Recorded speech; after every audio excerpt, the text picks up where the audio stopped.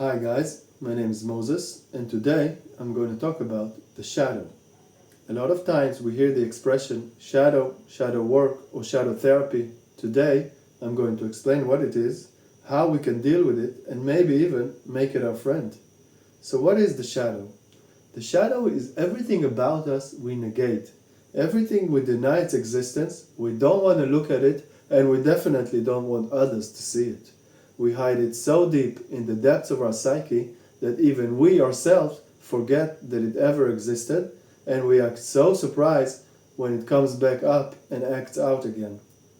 Have you ever behaved or acted in a way that is so unlike you that it almost seems like someone else is acting through you? You say, "I don't know what got into me. I don't know what came over me." That is exactly what the shadow is. Are you experiencing recurring patterns and repeating situations in your life that you just can't seem to shake off? The same things happen to you over and over again, and no matter how hard you try to change your behavior, the same results and the same situations repeat themselves over and over and over again.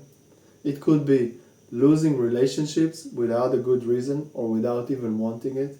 It could be losing jobs or missing out on projects that you started already and unable to finish. If you're experiencing any of these things, then shadow work might be the thing for you. It is exactly about seeing the things that you're not seeing and being aware of the things that are hidden from you and how they affect your life even right now. Let's start with the origins of the shadow. In modern psychology, the shadow was first introduced by psychologist Carl Jung, but its origins go way back into our first religion and our first mythologies.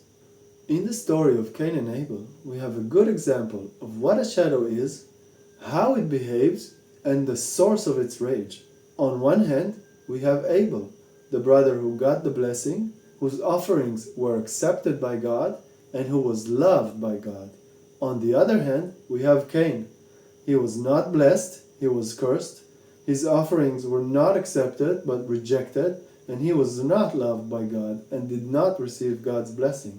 And that is exactly the source of its rage. And who is Cain angry at? He is angry at God.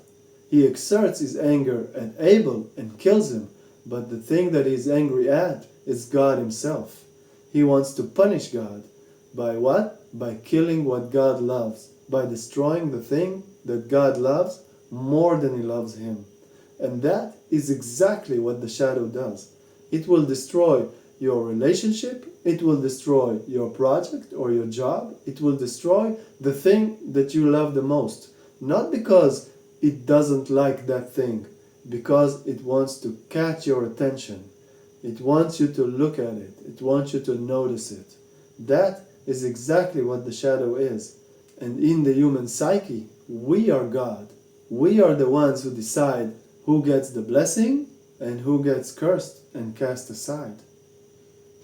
A good way to reframe the way we view and treat the shadow is by turning it from something evil, something bad, something that should be remain hidden and ashamed of, into think of a child that was cast aside by its parents, that did never receive the parents' love. All it wants is its place at the table with the rest of the other family members. It wants to be seen, it wants to be heard, and it wants to express itself. It's just that we, God, decided one day that this part of us, this quality of us, is not valuable, is not wanted, and should be remain hidden. And that is exactly the source of the shadow's rage. Towards who? Towards us, God of the human psyche. If you want to explore your hidden parts, if you have the courage to embark on a journey to discover your own personal shadows, I invite you to my free online workshop. We will learn about the shadow in depth and we will engage in a transformative process of shadow therapy together. Sign up for my free workshop. See you there.